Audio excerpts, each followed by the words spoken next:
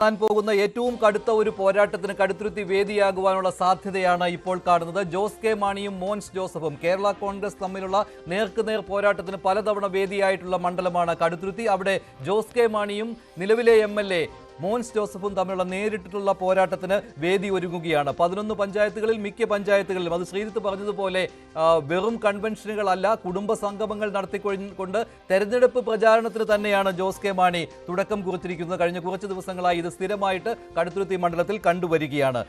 അരുൺ, മറ്റൊരു കാര്യം എന്ന് പറയുന്നത്, ഇവിടെ ജോസ് കെ മാണി കടുത്തുരുത്തിയിൽ ശ്രദ്ധ ഊന്നിക്കഴിഞ്ഞു, അവിടെ മത്സരിക്കുവാൻ തീരുമാനിച്ചു കഴിഞ്ഞു. അതിനിടെ ഈ വന്യജീവി പ്രശ്നവും അതുപോലെ തന്നെ തെരുവുനായ പ്രശ്നവും ഉന്നയിച്ചുകൊണ്ട് ജോസ് കെ മാണി നിയമസഭാ സമ്മേളനം വിളിക്കണമെന്ന് ആവശ്യപ്പെട്ടിരിക്കുന്നത് അത് CPM-ന് മേലുള്ള ഒരു സമ്മർദ്ദം കൂടിയല്ലേ? എന്തായാലും LDF-ൽ ഉറച്ചു നിൽക്കുമെന്ന് അദ്ദേഹം പറയുകയും കടുത്തുരുത്തിയിൽ പ്രചാരണം തുടങ്ങുക പോലും ചെയ്ത ഈ സ്ഥിതിക്ക് മുന്നണി മാറുവാനുള്ള എന്തായാലും നീക്കമില്ലല്ലോ. പക്ഷേ കൂടുതൽ സീറ്റുകൾ നേടിയെടുക്കുക, അത് തദ്ദേശ തെരഞ്ഞെടുപ്പിലും നിയമസഭാ തെരഞ്ഞെടുപ്പിലും അങ്ങനെ തന്നെയായിരിക്കും. ആ ഒരു ഒറ്റ സമ്മർദ്ദമല്ലേ അവിടെയുള്ളത്? അത് CPM-നും അറിയാമല്ലോ. പക്ഷേ CPM ഇവിടെ ജോസ് കെ മാണിക്ക് വഴങ്ങുവാൻ തന്നെയല്ലേ, ചില അഡ്ജസ്റ്റ്മെന്റുകൾക്ക് വഴങ്ങുവാൻ തന്നെയല്ലേ സാധ്യത കൂടുതലുള്ളത്? കാരണം UDF അപ്പുറത്ത് വല വീശുകയാണ് ശക്തമായിട്ട് കേരള കോൺഗ്രസ് എമ്മിന് വേണ്ടി. പക്ഷേ രണ്ട് കാര്യങ്ങളാണ് ജോസ് കെ മാണിയുടെ ഈ സമ്മർദ്ദ നീക്കത്തിന് പിന്നിൽ. ഒന്ന്, ഇടതുമുന്നത്തിന് അവർ ഉറച്ചു നിൽക്കും. പക്ഷേ ഉറച്ചു നിൽക്കുമ്പോഴും അവരുടെ അടിസ്ഥാന വോട്ട് ബാങ്ക് മലയോര മേഖലയിലെ ക്രൈസ്തവ വോട്ടുകളാണ്. അങ്ങനെ ആ വോട്ടുകൾ നിലനിർത്തണമെങ്കിൽ അത് കോൺഗ്രസിലേക്കും അതുപോലെ തന്നെ കേരള കോൺഗ്രസ് ജോസ് വിഭാഗത്തിലേക്കും ഒക്കെ പോകുന്നത് തടയണമെങ്കിൽ, പ്രത്യേകിച്ചും അവിടെ രണ്ടുപേരും മാത്രമല്ല ഇപ്പോൾ അവർക്കൊരു എതിരാളിയായി ഉള്ളത്, BJP-യും വളരെ ശക്തമായി തന്നെ ഈ ക്രൈസ്തവ മേഖലയിൽ കണ്ണുവച്ചിരിക്കുന്നു. മധ്യ തിരുവിതാംകൂറിലടക്കം അത്തരം വോട്ടുകൾ BJP-യും ലക്ഷ്യമിടുന്നു. അതുകൊണ്ട് തന്നെ ആ വോട്ടുകൾ തങ്ങളുടെ അടിസ്ഥാന വോട്ടുകൾ ഉറപ്പിച്ചു നിർത്തുക എന്ന വലിയ വെല്ലുവിളി ജോസ് കെ മാണിക്കും പാർട്ടിക്കും മുന്നിലുണ്ട്. അതുകൊണ്ട് അവർ അതിനേറ്റവും വേണമെന്ന് അവർ കരുതുന്നത് പ്രത്യേകിച്ചും ഈ ഒരു മലയോര മേഖലയിലെ പ്രശ്നങ്ങളിൽ ഉള്ള ശക്തമായ ഇടപെടലുകളാണ്. സർക്കാരിൽ സമ്മർദ്ദം ചെലുത്തുന്ന ഒരു സമ്മർദ്ദ ശക്തിയായി കൂടിയാണ് കേരള കോൺഗ്രസ് ഇടതുപക്ഷം നിൽക്കുന്നത്. എന്തുകൊണ്ട് ഇടതുപക്ഷത്ത് ഇപ്പോൾ നിൽക്കുന്നു എന്ന ചോദ്യം സ്വാഭാവികമായും ക്രൈസ്തവ സഭാ നേതൃത്വമൊക്കെ ഇടതുപക്ഷത്തോട് ആഭിമുഖ്യം പുലർത്തുന്നവരല്ല, അവർ കോൺഗ്രസിനോട് കുറച്ചുകൂടി രാഷ്ട്രീയ ചായ്വ് പുലർത്തുന്നവരാണ്. അങ്ങനെ അതിന് എതിർവശത്ത് നിൽക്കുമ്പോൾ എന്തുകൊണ്ട് നിൽക്കുന്നു, എന്ത് നേട്ടമുണ്ടാകുന്ന ചോദ്യം സ്വാഭാവികമായും കേരള കോൺഗ്രസ് എമ്മിനെ നേരിടേണ്ടി വരും. അതുകൊണ്ടാണ് തങ്ങൾ ഈ മലയോര മേഖലയുടെ അവകാശങ്ങൾ, അവരുടെ പ്രശ്നങ്ങൾ ഉയർത്തിപ്പിടിച്ചു നിൽക്കുന്നവരാണ്, അതിൽ ഇടതുമുന്നണി സർക്കാരിന് സമ്മർദ്ദം ചെലുത്തുന്നവരാണ്. നേരത്തെ തന്നെ സർക്കാർ വ്യക്തമാക്കിയിരുന്നു മലയോര മേഖലയിലെ പ്രശ്നങ്ങൾ പരിഹരിക്കാൻ നിയമനിർമ്മാണത്തിന് സർക്കാർ തയ്യാറാകുന്നു എന്നുള്ളത്. കഴിഞ്ഞ ദിവസം MP-മാരുടെ യോഗത്തിലും മുഖ്യമന്ത്രി പിണറായി വിജയൻ അത് വ്യക്തമായി കഴിഞ്ഞു. മലയോര മേഖലയിലെ പ്രശ്നങ്ങൾ പരിഹരിക്കാൻ നിയമനിർമ്മാണം സർക്കാർ തുടങ്ങുകയാണ്. ഇപ്പോൾ ഒരു നിയമനിർമ്മാണം വനം വകുപ്പ് ആരംഭിച്ചു കഴിഞ്ഞു. പക്ഷേ അടുത്ത നിയമസഭാ സമ്മേളനത്തിൽ ആ ബില്ല് വന്നേക്കാം.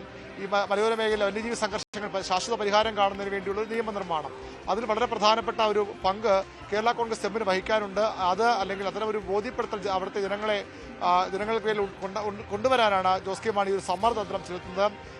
ഈ അതും ഈ തെരുവുനായ പ്രശ്നവും അവർ ചേർത്ത് വായിക്കുന്നുമുണ്ട്. തെരുവുനായ ശല്യം വലിയ രീതിയിൽ വ്യാപിക്കുകയാണ്.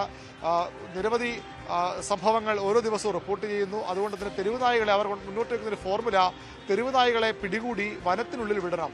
സ്വാഭാവികമായും അതൊരു വനത്തിനുള്ളിലേക്ക് തെരുവുനായകളെ വിടുമ്പോൾ ഈ വന്യമൃഗങ്ങൾ കാടിറങ്ങുന്നതിന് കൂടി ഒരു പരിഹാരമാകുമെന്നൊരു എത്രത്തോളം ശാസ്ത്രീയമാണ്, എത്രത്തോളം പ്രായോഗികമാണെന്ന് വ്യക്തമല്ല. പക്ഷേ അത്തരം ഒരു നിർദ്ദേശം കൂടി കേരള കോൺഗ്രസ് മുന്നോട്ട് വയ്ക്കുന്നുണ്ട്. പക്ഷേ ഈ ബില്ലിൻ്റെ രൂപീകരണ വേളയിലും ചർച്ചയിലുമൊക്കെ അവർ അക്കാര്യം ഉന്നയിക്കുകയും ചെയ്യും. അത്തരത്തിലൊരു നിർദ്ദേശം കൂടി മുന്നോട്ട് വെച്ചുകൊണ്ടാണ്, രണ്ടും പരസ്പരം ബന്ധിപ്പിച്ചുകൊണ്ടാണ് കേരള കോൺഗ്രസ് ഈ വിഷയത്തിലൊരു സമ്മർദ്ദതന്ത്രമായി മുന്നോട്ട് വരുന്നത്. നിയമസഭയുടെ പ്രത്യേക സമ്മേളനം വിളിക്കണമെന്നാണ് ആവശ്യം. പക്ഷേ നമുക്ക് ലഭിക്കുന്ന വിവരമനുസരിച്ച് ഈ ഉടൻ അത്തരം ഒരു സമ്മേളനം ചേരാനുള്ള സാധ്യതയില്ല.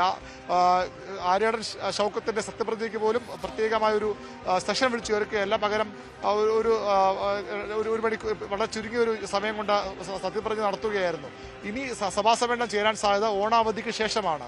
അതിനുമുമ്പ് ഒരു സഭാ സമ്മേളനം സാധ്യതയുണ്ട്. പക്ഷേ ഏതെങ്കിലും രീതിയിലുള്ള അതൃപ്തി ഉണ്ടോ ഇങ്ങനെ പരസ്യമായിട്ട് ഉന്നയിച്ചതിൽ? അങ്ങനെ കാണുന്നുണ്ടോ അരുൺ? CPIക്ക് സ്വാഭാവികമായിട്ടും കേരള കോൺഗ്രസിന്റെ നീക്കത്തിൽ അതൃപ്തി ഉണ്ടാകും. ഒരിക്കലുമില്ല. കേരള കോൺഗ്രസിന്റെ ആവശ്യം തീർച്ചയായിട്ടും CPM അതിൽ അതൃപ്തിയില്ല എന്ന് മാത്രമല്ല, കേരള കോൺഗ്രസിന്റെ നീക്കം ശരിയായ ദിശയിലുള്ളതെന്ന് തന്നെ CPM കരുതുന്നു. കാരണം കേരള കോൺഗ്രസ് എമ്മിനെ വിട്ടൊരു കളിക്ക് അടുത്ത തെരഞ്ഞെടുപ്പിൽ ഇടതുമുന്നണി തയ്യാറാകില്ല എന്നുള്ള ധൈര്യം അവർക്കില്ല. കാരണം നമുക്കറിയാം കഴിഞ്ഞ തവണ അവർ മുന്നണിയിലേക്ക് വരുമ്പോൾ വലിയ സംശയങ്ങൾ CPI അടക്കമുണ്ട്. എന്ത് നേട്ടമാണ് ഉണ്ടാകാൻ പോകുന്നത് കേരള കോൺഗ്രസ് എം വന്നാൽ? പക്ഷേ എന്താണ് നേട്ടമെന്ന് കഴിഞ്ഞ തദ്ദേശ തെരഞ്ഞെടുപ്പ് മുതൽ വളരെ വ്യക്തമായി CPM തിരിച്ചറിഞ്ഞു. അക്ഷരാർത്ഥത്തിൽ ബാലികേറാമല എന്ന CPM-ഉം ഇടതുപക്ഷവും കരുതുന്ന മണ്ഡലങ്ങളിൽ പോലും അവർക്ക് വിജയിക്കാനായി. അത് തദ്ദേശ തെരഞ്ഞെടുപ്പിലും അതുപോലെ നിയമസഭാ തെരഞ്ഞെടുപ്പിലും ആ ഒരു സ്വാധീനം ഉണ്ടാക്കാനായി. കേരള കോൺഗ്രസും ഇപ്പോൾ CPM-ന്റെ നയിക്കുന്ന മുന്നണിയുടെ ഇടതുമുന്നണി വലിയൊരു അവിഭാജ്യ ഘടകമായി തന്നെ CPM കാണുന്നുണ്ട്. അതുകൊണ്ട് തന്നെ അവരെ പിണക്കാൻ അവർ തയ്യാറാകില്ല. പ്രത്യേകിച്ചും അടുത്ത നിയമസഭാ തെരഞ്ഞെടുപ്പ് ഒരു വലിയ തുടർഭരണത്തിലേക്ക് ലക്ഷ്യമിടുമ്പോൾ സ്വാഭാവികമായും കേരള കോൺഗ്രസും കൂടെ ഉണ്ടാകണം.